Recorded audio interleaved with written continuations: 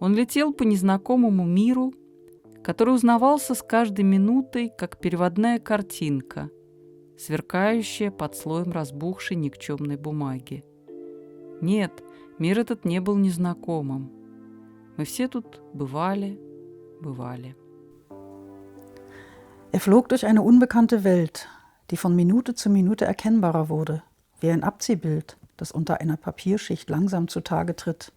Nein, diese Welt war ihm nicht unbekannt. Wir alle waren schon dort, ja. Er gab sich ganz der Bewegung hin, der Melodie und seinem entschwindenden Gedanken. Dieser unausgesprochene Gedanke rief ihn in eine bestimmte Richtung, lenkte seinen Flug.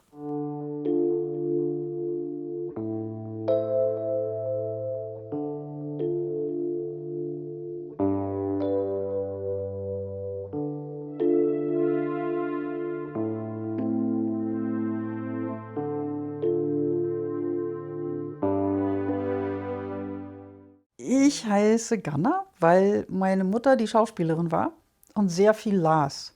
Hatte einen Lieblingsautor, das war Jakob Wassermann. Und da gibt es einen Roman von ihm, heißt Kerkhofens dritte Existenz. Ein ziemlich düsterer Roman, es war überhaupt ein ziemlich düster, mystischer Schriftsteller. Und da gibt es eine ziemlich scheußliche Figur mit dem Namen Ganna. Aber meine Mutter fand den Namen schön. Und so wollte sie mir den unbedingt geben. In Krimitschau, wo ich geboren bin, im tiefsten Sachsen, hat das Standesamt das aber nicht akzeptieren wollen. Den Namen gibt's nicht. Dann ist sie mit dem Roman unterm Arm zum Standesamt marschiert und hat gesagt, hier, den gibt's doch. Und dann wurde ich so genannt. Und seitdem heiße ich Ganna, aber ich heiße Ganna Maria, weil in dem Roman, das ist noch schlimmer, gibt es eine Begründung, warum diese Frau Ganna heißt. Ganna käme von Gehenna, die Hölle. Darum hat meine Mutter mich dann vorsichtshalber Ganna Maria genannt. Deswegen habe ich diesen Doppelnamen, über den ich mich in der Schule furchtbar geärgert habe, denn alle hatten irgendwie normale Namen, wie Marina, Martina, Katrin, Karin, sowas.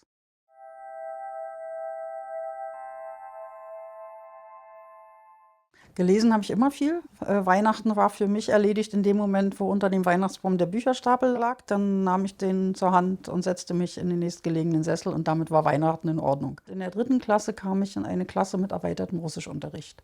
Das hatte jetzt weniger mit der Sprache und mit der Leidenschaft fürs Russische zu tun, als damit, dass das die einzige Möglichkeit war, Kinder, die in der Schule etwas schneller waren, ein bisschen zu fördern und denen mehr abzuverlangen. Deswegen kam ich in der 3. Klasse in so eine Russischklasse. Und in der 6. Klasse bekamen wir einen neuen Russischlehrer. Der begann damit, dass er zu Beginn des Unterrichts ein Tonband anschaltete, auf dem Nachrichten- und Wetterbericht von Radio Moskau waren. Wir verstanden kein Wort. Keins. Und waren empört. Aber das war für mich immer so eine Art Anlass, so eine Provokation. Das muss doch zu schaffen sein.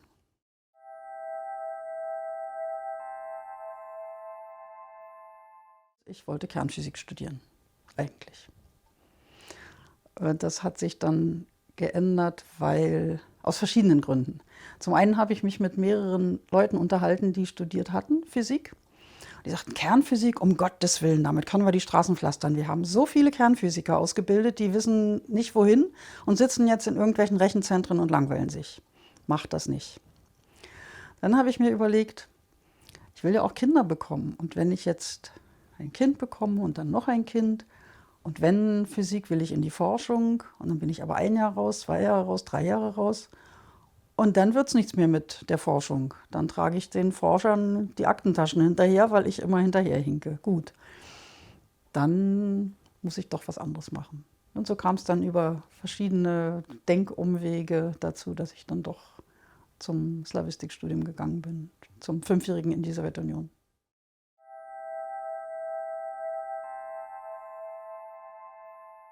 Das denkt man so, ja, Provinz, das war bestimmt furchtbar. Das war es überhaupt nicht. Woronisch war so eine Art Zufluchtsort für Menschen, die in den großen Städten, also namentlich Moskau und auch in Leningrad, nicht mehr so richtig vorankamen und so ein bisschen nach außen geschoben wurden. Und wir hatten einen Lehrstuhlleiter, Abramov, der sehr leidenschaftlich war und sehr viele Bücher lesen ließ und Vorlesungen hielt über Autoren, die damals gar nicht so geläufig waren.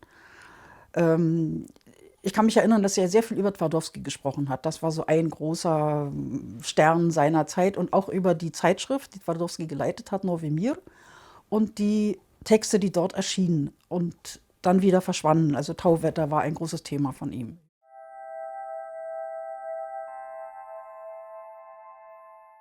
Wurde natürlich nicht Solschenizyn gelesen und keine Exilliteratur. Solschenizyn habe ich dann zu Hause gelesen. In den Semesterferien irgendwann hatte jemand meiner Mutter Solschenizyn mitgebracht. Das las ich dann, allerdings nur ein Buch, Ein Tag im Leben des Iwan Denisowitsch. Aber so einige Dinge kannte ich dann schon. Was ich faszinierend fand, war, dass auch unsere Dozenten für Geschichte der KPdSU, die ja sehr parteigebunden und parteitreu und politisch geradeaus waren, völlig entsetzt waren, als sie erfuhren, dass die Teilung Deutschlands so ernst ist, dass ich meine Oma in Braunschweig nicht besuchen kann. Das hielten sie für nicht möglich.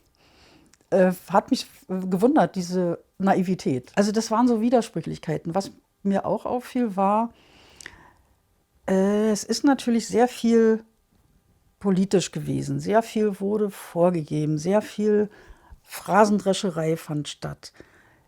Die Studenten aber nahmen das alles viel weniger ernst als die DDR-Studenten. Es gab eine Gruppe von, als ich aufhörte, waren wir vielleicht 10 oder so. Und dann gab es Chemiker und Historiker und Juristen aus der DDR in Woronisch an der Uni. Die mussten natürlich eine eigene FDJ-Gruppe haben. Es gab eine Parteigruppe, in der ich nicht war, weil ich nicht drin war in der Partei. Und das war alles viel bierernster, politischer und geradeaus gestrickter als die sowjetischen Kommilitonen.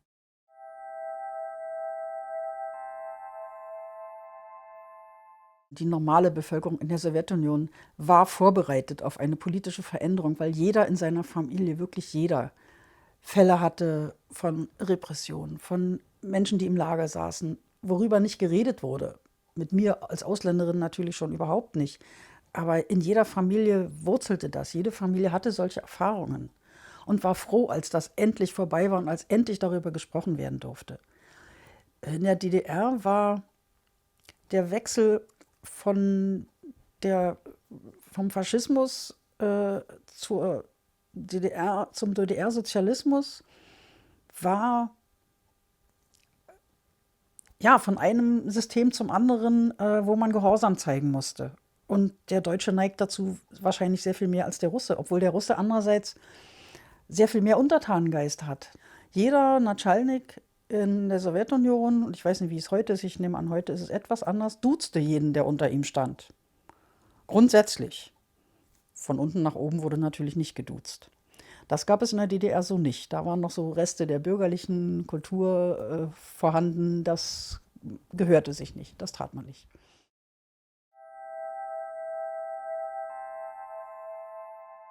Als ich 1980 zurückkam vom Studium, bekam ich eine Stelle an der Akademie der Wissenschaften im Institut für Literaturgeschichte in der Forschungsgruppe Sowjetliteratur. Das war an sich ein sehr guter Arbeitsplatz. Für mich war es eine Katastrophe. Ich kam vom Studium zurück, ich kannte hier niemanden. Also keine Leute, die sich hier mit Literatur, mit sowjetischer Literatur, mit Literatur überhaupt befassten. Und sollte jetzt eine Doktorarbeit schreiben zu Gorki. Gorkis irgendwas mit Bauern. Man konnte eigentlich auch da sitzen und relativ wenig tun. Man musste sich dann irgendwie rechtfertigen, das war unangenehm, wenn man dann in der Forschungsgruppensitzung sagen musste, also eigentlich habe ich gar nichts gemacht. Das sagte niemand so, aber es wurde wortreich formuliert, warum das nicht ging. Es konnten sich jahrelang Leute dort aufhalten, ohne je eine Doktorarbeit geschrieben zu haben und ohne irgendwelche wissenschaftlichen Früchte vorweisen zu können, aber es ging. Bekam sein Gehalt, das war nicht hoch, aber das war nirgends in der DDR hoch. Aber das gefiel mir nicht.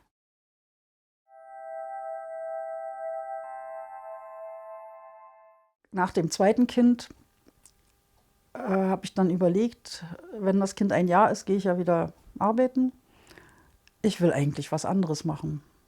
Und habe mich bei Verlagen beworben, unter anderem beim Verlag Volk und Welt, bei dem glücklicherweise gerade eine Stelle frei wurde.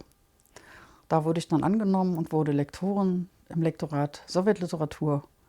Und das war dann die Arbeit, die ich unglaublich gern gemacht habe. Das waren die Kollegen, mit denen ich wunderbar auskam und eine traumhafte Arbeitsstelle. Wir lasen alle Neuerscheinungen der sowjetischen Literatur, alles, was in den Literaturzeitschriften erschien, schrieben Gutachten dazu, vergaben Übersetzungsaufträge. Also da war ich dann richtig.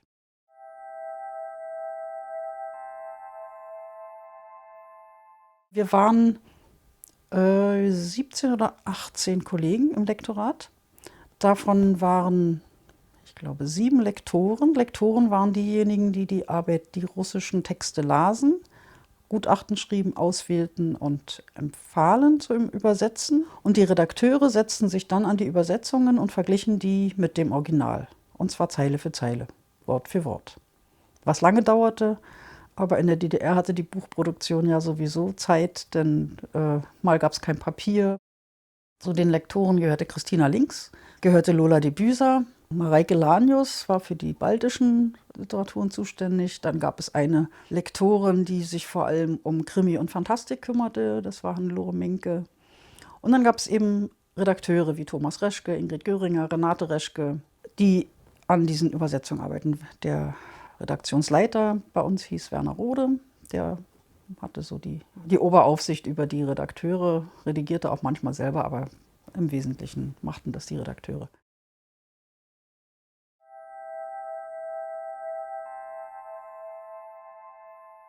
Und irgendwann im Verlaufe der Arbeit bei Volk und Welt habe ich dann mal ganz zaghaft angefangen, ich würde auch gerne mal was übersetzen.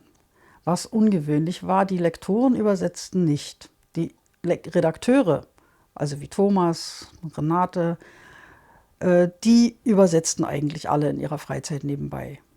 Bei den Lektoren gab es das bislang nicht, aber ich wollte unbedingt auch mal. Das finde ich interessant, das möchte ich gerne machen. Und dann gab er mir einen ersten Probetext aus Astafjews Trauriger Detektiv. Ein relativ anspruchsvoller Text. Den bekam ich dann zurück mit vielen Ankringelungen, Unterstreichungen und Bemerkungen und meinte aber, ja, versuch mal. Und bald darauf bekam ich den ersten Übersetzungsauftrag. Noch von Volk und Welt, 1987. Das war Sergej Kaledin. Stiller Friedhof. Ein Text, der erst Thomas Reschke angeboten wurde, weil er sehr viel Slang enthielt. So in einem Unterschichtsmilieu, sage ich mal, spielte. Aussteiger, Sozialaussteiger, die auf dem Friedhof arbeiteten und in sehr deftiger Sprache sich miteinander unterhielten. Und da kamen auch sehr viel Vokabeln vor, die jetzt nicht so dem normativen Russisch entsprachen. Und das war ein Text, für den war eigentlich sonst Thomas Reschke der Prädestinierte. Der konnte aber nicht, hatte irgendwie was anderes und sagte außerdem, ach, mach du doch mal. Und da habe ich dann meinen ersten Übersetzungsauftrag bekommen, habe dann noch 2 weitere Bücher von Sergej Kaledin übersetzt.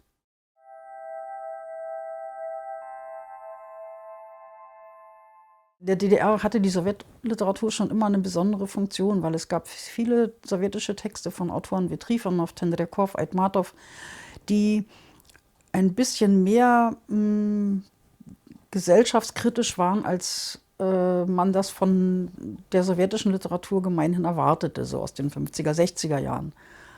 Das wussten die Leser dann bald und deswegen waren solche Bücher dann auch sehr schnell vergriffen. Schukschin beispielsweise auch, ja, der auch durch seine Filme sehr bekannt war. Und Volk und Welt versuchte da auch immer möglichst viel zu machen, auch Dinge zu machen, die mit der Zensur in Reibung gerieten. Klar konnten wir nur machen, was auch in der Sowjetunion erschienen war, was genehmigt wurde durch die Hauptverwaltung, Verlage, also unsere Zensurbehörde, klar. Aber trotzdem versuchte der Verlag da schon sehr viel zu machen. Es gab da manchmal heiße Diskussionen bei den Lektoratssitzungen, wenn es darum ging, einen Titel zur Übersetzung zu vergeben. Dann gab es nämlich immer auch Außengutachter. Also das durften wir nicht unter uns entscheiden, sondern da wurde dann ein Außengutachter hinzugeholt, der dann vor allem die politische Tauglichkeit solcher Texte überprüfte.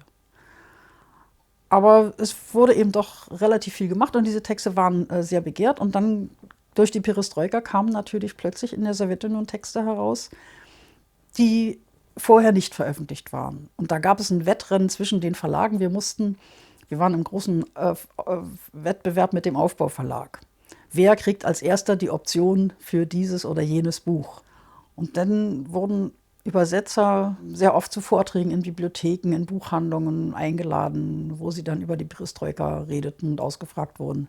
Da weiß ich, da war ich auch sehr viel unterwegs.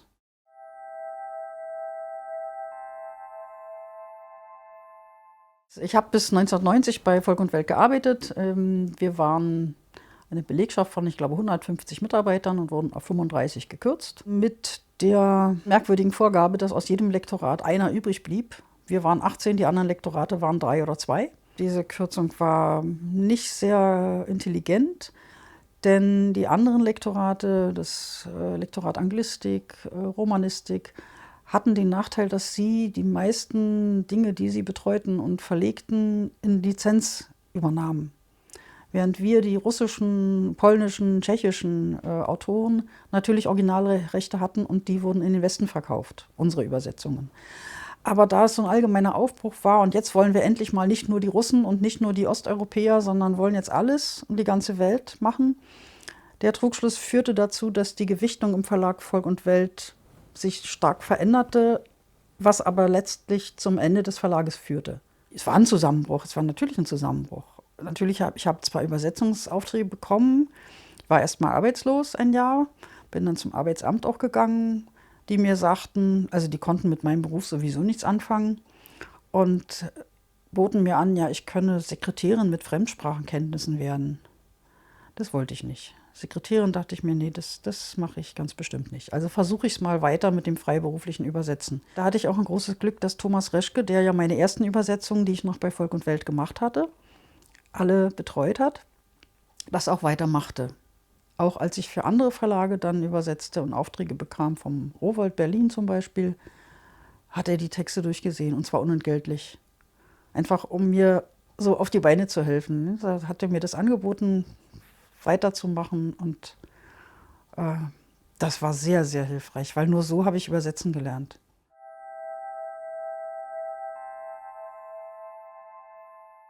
Die ersten Kontakte zu westlichen Übersetzern hatte ich kurz vor der Wende. Im März 1989 erging, also das heißt nicht im März erging die Einladung, sondern die erging vorher, zu einem Übersetzerseminar in Strahlen, im Übersetzerkollegium für Russischübersetzer aus beiden deutschen Staaten. Da hatten wir den ersten Kontakt zu Russischübersetzern aus der Bundesrepublik und Österreich. Die Leitung hatten Klaus Birkenhauer vom Übersetzerkollegium Strahlen und Thomas Reschke. Und da waren also Übersetzer bei wie Erich Arndt, Plackmeier, Margit Breuer, also alle schon wesentlich älter als ich. Und von der westlichen Seite waren es sehr viel Jüngere, die waren in meinem Alter alle. Die Arbeit an den Texten war unglaublich interessant. Es wurden Texte vorgegeben, jeder musste diese Texte übersetzen, dann wurde eine Synopse angefertigt mit den jeweiligen Lösungen Satz für Satz und das dann gemeinsam diskutiert. Das war unheimlich interessant. Und dann gab es natürlich abendliche Diskussionen und Gespräche über alle möglichen Themen. Es gab eine Betreuerin, die im Übersetzerkollegium da die Suppen kochte und überhaupt die organisatorische Arbeit übernahm. Und dann gab es abendliche Diskussionen um die Gretchenfrage, wie haltet ihr es mit der deutschen Einheit? Worauf die Älteren meinten, ja, das wird eines Tages kommen, wir Jüngeren, nee. Und eigentlich wollen wir es auch nicht. Eigentlich interessiert uns das nicht. Also mir ist jeder Russe, jeder Pole irgendwie näher als ein Westdeutscher. Und die jungen Westdeutschen fanden auch, dass sie mit den Franzosen und Belgiern und Spaniern viel mehr gemein haben, als jetzt mit dem Osten. Die kannten den Osten auch nicht. Deutsche Einheit. Ach was? Halbes Jahr später war es soweit. Dann trafen wir uns das nächste Mal im LCB am Wannsee.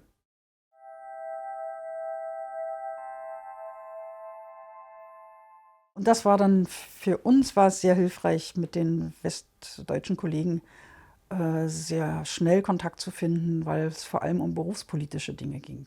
Ich habe mehrere Seminare in Strahlen dann besucht, Berufskundeseminare. Was ist mit Steuer? In der DDR war Steuer ein Blatt Papier.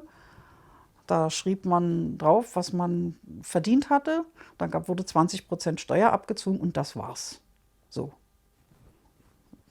Ihr wisst alle, wie ein Steuerformular heute aussieht.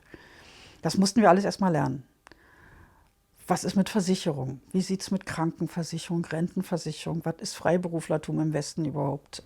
Das war uns allen völlig neu.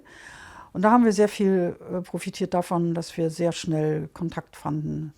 Künstlersozialkasse, wie läuft das? Presseversorgungswerk, welche Möglichkeiten gibt es da? Ähm, Da war es also vor allem, es ging gar nicht so um das Fachliche, sondern erstmal darum, wie lebt man als freiberuflicher Übersetzer in diesem so ganz anderen Land, zu dem plötzlich wir auch gehören.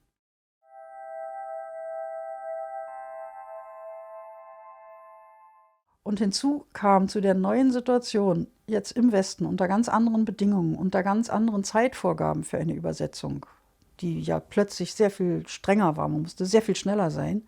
Hinzu kam, dass wir plötzlich mit Computern arbeiten mussten. Das fing ja gerade erst an. Auch im Westen ging das gerade erst los, aber die hatten doch schon einen gewissen Vorlauf. Wir haben unsere Sachen noch an der Maschine getippt. Thomas Reschke hat seine Texte diktiert. Das war plötzlich nicht mehr bezahlbar. Wir mussten uns jetzt also mit Computern vertraut machen. Und die wenigsten Übersetzer haben jetzt außerdem auch noch ein technisches Faible und lieben irgendwie elektronische Spielzeuge. Ich schon. Und da ich als eine der ersten ein Computerseminar in Strahlen besucht habe, habe ich dann alle meine Kollegen nachgeschult. Ich habe also mit Thomas Reschke, mit Lola de Büser, mit Ralf Schröder Computersitzungen gemacht, habe einen Merkzettel erarbeitet, wie man eine Word-Datei, und das war das damals nicht das Word von heute, sondern das war das Word auf DOS-Basis, ja, wo man unten eine Befehlsleiste hatte und das Anklicken, es war noch sehr viel komplizierter. Aber alle mussten plötzlich mit Computern arbeiten. Texte abzugeben waren auf Diskette, also damals noch Diskette. Und diese Umstellung haben viele ältere Kollegen nicht mehr geschafft.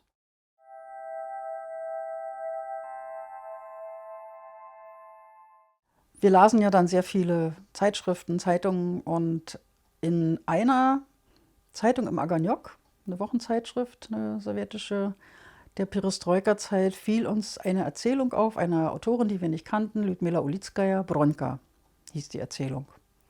Die fanden wir ganz wunderbar. Dachten, die müssen wir unbedingt machen. Das ist die Geschichte eines Mädchens, das mit 13 die erste Schwangerschaft erlebt und dann immer wieder schwanger wird und keiner weiß in dieser großen Kommunalka, wer ist eigentlich der Vater. Die Geschichte klärt sich dann 30 Jahre später auf, von wem diese Kinder stammen, diese 4 Söhne, die sie hat.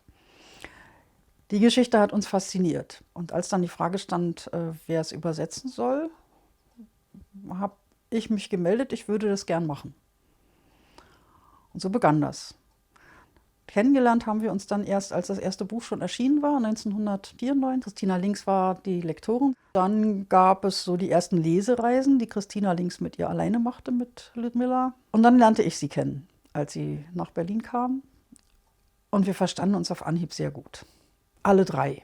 Also Christina, Lyudmila und ich. Und hat Christina Links den Hansa Verlag für sie gefunden. Und was ihre Bedingung war beim Wechsel, dass Lektorin und Übersetzerin bleiben, sodass wir zu dritt heute immer noch zusammenarbeiten. Wir kennen natürlich ihre Texte in- und auswendig und nicht nur ihre Texte.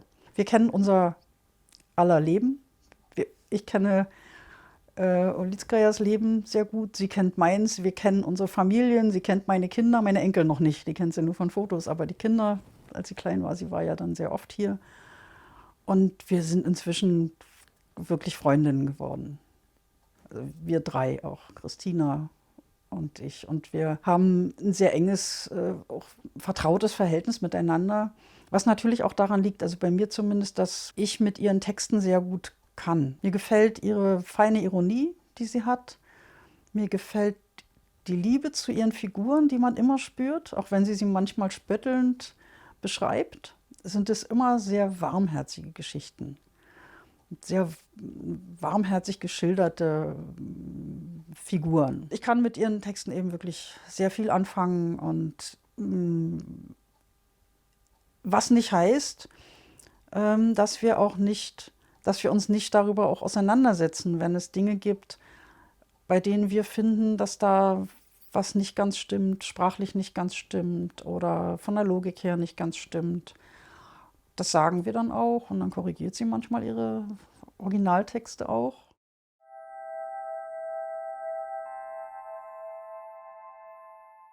Bei Svetlana Aleksijewitsch gab es ja anlässlich der Verleihung des Nobelpreises die zum Teil erbitterte Diskussion darüber, ist das Literatur oder ist das Journalismus, die auch in Russland sehr heftig geführt wurde. Wurde da auch sehr angegriffen und sehr abfällig zum Teil auch behandelt. Aber auch in der deutschen Presse gab es solche Beiträge. Es ist kein Journalismus, das ist eindeutig. Journalismus ist kurzlebig, ist ein kurzer, kleiner Ausschnitt. Aleksijewitsch arbeitet jahrelang an ihren Büchern. Sie führt Gespräche mit ihren Protagonisten über Monate, Jahre hinweg und manchmal bleibt eine halbe Seite von mehrstündigen, mehrtägigen Gesprächen übrig. Das heißt, das ist schon eine sehr gezielte Auswahl und Bearbeitung. Es ist sprachlich eine Gratwanderung zwischen mündlicher Sprache, die bewahrt werden muss mit ihren Eigenheiten, aber es ist in jedem Fall ein bearbeiteter Text.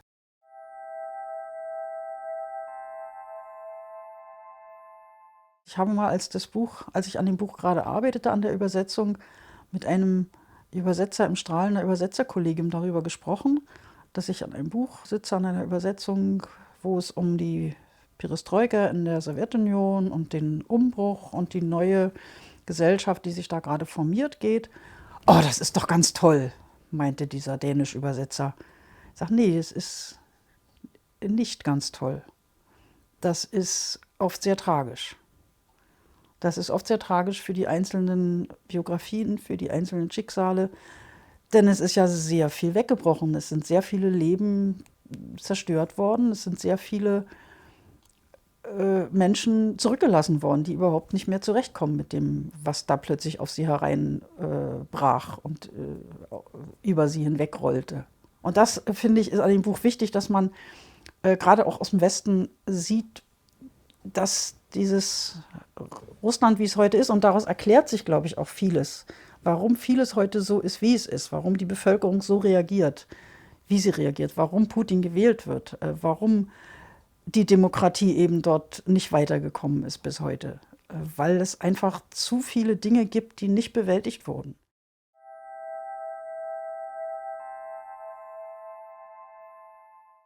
Wenn ich einen Übersetzungsauftrag angeboten bekomme und kenne den Autor nicht, dann lese ich natürlich erst einmal und lese einmal, ob mir der Text überhaupt liegt. Also ich habe auch schon Texte abgelehnt, weil ich festgestellt habe, das liegt mir einfach nicht. Die Sprache liegt mir nicht, das, was er erzählt, interessiert mich nicht, gefällt mir nicht. So, dann sollte man sowas auch nicht übernehmen. Also, ne? Bei dem Krimi ist es was anderes. Krimis übersetze ich gern. Die sind jetzt, also Daschkova ist jetzt nicht literarisch anspruchsvoll oder auch Marinina, die ich gemacht habe, aber mache ich trotzdem ganz gern. Eine Grenze würde ich ziehen bei Autoren, also nicht die nicht nur mir nicht gefallen, sondern deren Haltung mir nicht gefällt. Als ich mal gefragt wurde, ob ich Prilepin übersetzen würde, der sehr gute Erzählungen geschrieben hat, der hat wirklich tolle Erzählungen geschrieben, aber die politische Haltung von Prilepin gefällt mir nicht. Und wenn ich mir vorstelle, dass ich mit jemandem wie Prilepin auf einem Podium sitze und dort vor deutschem Publikum spreche und er gefragt wird nach seinen politischen Ansichten, dann möchte ich da nicht dabei sein und möchte das nicht dem Publikum verdolmetschen, was er da denkt an doch ziemlich nationalistischen Dingen.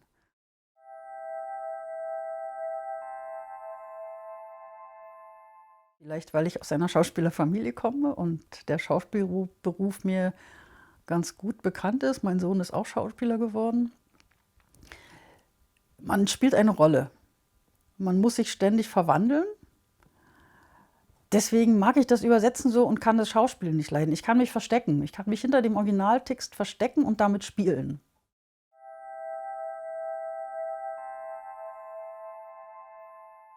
Man sollte dafür schon eine Leidenschaft mitbringen und man sollte sehr viel lesen. Die Voraussetzung, glaube ich, also auch für mich, glaube ich, war überhaupt sehr viel gelesen zu haben und sehr viel mit Büchern immer umgeben gewesen zu sein, weil man sonst den Drang, noch neue Bücher zu schaffen, und das sind ja neue Bücher, glaube ich, nicht entwickelt. wenn man nicht diese Liebe zu Büchern von vornherein mitbringt.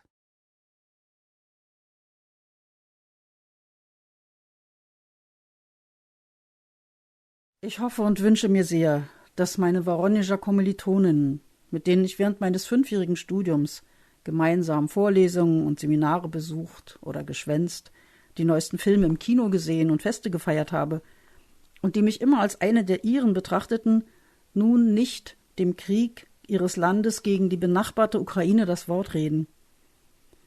Wir sind heute nicht weniger, ja, wir sind vielleicht sogar mehr gefragt als Vermittler. Wir müssen dafür sorgen, dass die menschlichen Kontakte zu unseren russischen Autoren und Kollegen, zur russischen Kultur nicht abreißen. Sonst fallen wir in eine Zeit zurück, die wir längst vergangen glaubten.